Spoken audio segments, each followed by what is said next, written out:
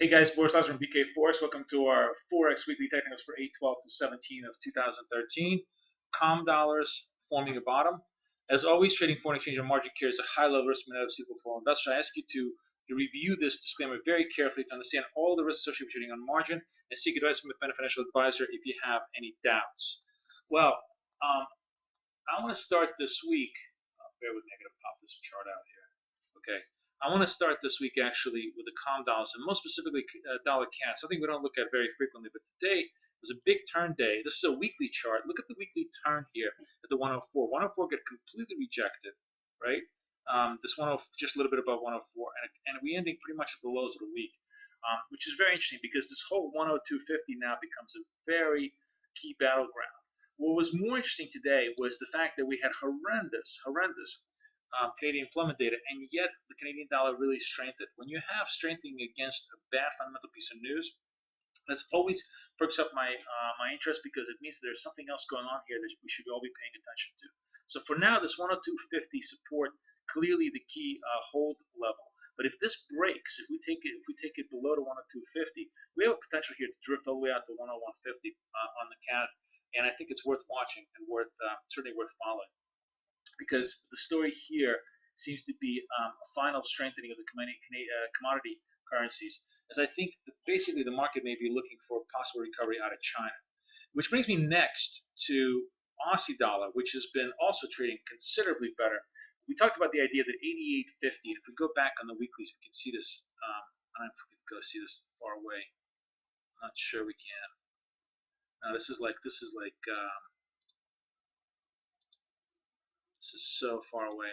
I don't think we can see it. I don't think this chart has it. Anyways, trust me, it's about a 3-year bottom here at the 88.50. And look at the weekly. Look at how well it bounced off the bottom and covered all the way up to the top. I mean, we raced all the way out to practically 92s. We took out 92s. They came right back off it. Now comes the real battle here as well. So I think the key question on the Comm dollars here, dead cat bounce or a potential true recovery, that's really going to be probably resolved this week because if you look at the 102.50 in dollar CAD as a key level that's got to hold, and conversely this 92, 93 level in Aussie dollar, if this gets broken to the top side, this would relieve tremendous amount of pressure, would completely keep all of the longer term shorts wrong-footed and create probably more of a short covering trade than most people anticipate. So really worth watching. On the other hand, if you think this is just a dead cat bounce, this is certainly a very apropos area to short against because the risk here is very defined and relatively low pippage. You basically can go against like 93.50 in Aussie, against 102 in Caddy, and hold and see if the levels hold. The Kiwi is a little different. The Kiwi not as strong today. Where's my Kiwi? Sorry, bear with me. Kiwi not as strong today because this 81 still continues to, this is the weekly, you can see the big recovery in the Kiwi as well. Also, by the way, big recovery off of very negative fundamental news. We had the Fonterra news front of the week, and it just bounced right off the bottom here and came back up.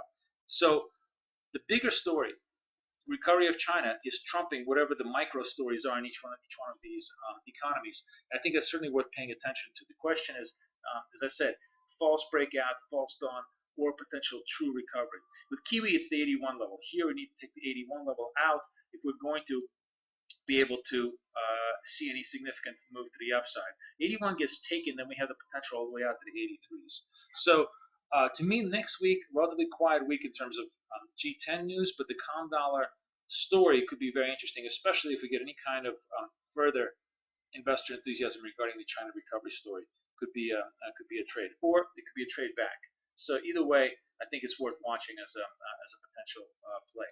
Euro dollar continues to just find resistance to this 34. We basically tipped 34 yesterday and came off the trade today. Obviously, trying to get pressure to the downside a little bit as profit taking shape, but not significant. It's not like euro is completely reversed itself out. We still remain relatively buoyant and relatively healthy. Next week may be the true buy and tell story here again, where the 34s getting taken out or not. As a key reversal point. If we start breaking 33s and then really 32.50s, if we break 32.50s, that would create a much more negative structure for the euro dollar and would suggest that the 34 was a double top formation. If on the other hand we're kind of just hanging out here, the longer we hang, the higher the probability is that we could build up enough momentum for an upward burst. So a break here through the 34s really opens up a run all the way out to the 37s here on the start of the year, the swing highs at the start of the year. So really worth watching the euro on both sides of the levels. Dollar yen crumbled and continues to actually crumble. I'm actually looking at how it's trading right now. It's barely sort of holding the 96. I thought perhaps maybe we might be able to hold 96 well, but we're just kind of stumbling. In order for dollar yen to get any semblance of a neutral bias, to just work off all this negative bias that we've had over the last week and a half, we need to recapture 97. So until 97 gets recaptured, the pressure still remains on the downside, but this just below this 96 level continues to hold. It's worth watching. I think next week could be a very, very big tell. If we can hold this for a couple of days, we possibly have a chance of recovery. If this starts to break, it starts to really put 95 into view and possibly even 94. So this is one of those kind of things that could just continue to drift lower and destroy any bottom catchers that want to get in the way. So definitely not a trade, in my opinion, for a bottom catch right now. Maybe a momentum trade to the downside if there are fresh lows that are broken here. And only worth considering as a potential turnaround play if you can take out and hold 97s next week on a closing basis. And lastly, pound dollar had a big burst. Of course, obviously we had this massive 300-point day 2 days ago. Now we're consolidating. Just as I said, 56 was going to be a tough road to hoe. It is a tough area to hoe. I think one of the more interesting trades next week will be to see if the pound, how strong the pound will be. We have a couple actually UK pieces of data. We do have UK retail sales next week and employment, and the data continues to be positive. Then we certainly have a narrative to take out the 56s, and we certainly have further pound strength. If the data starts to peel back and sort of retrace off the highs, then I think the story in the pound could actually be the more interesting story in the pound could be through the where's my euro pound? Here's my euro pound. Euro pound, of course, got shellacked this week on the strengthening pound story, this 87.50 big turnaround, but finding support at 86 right now.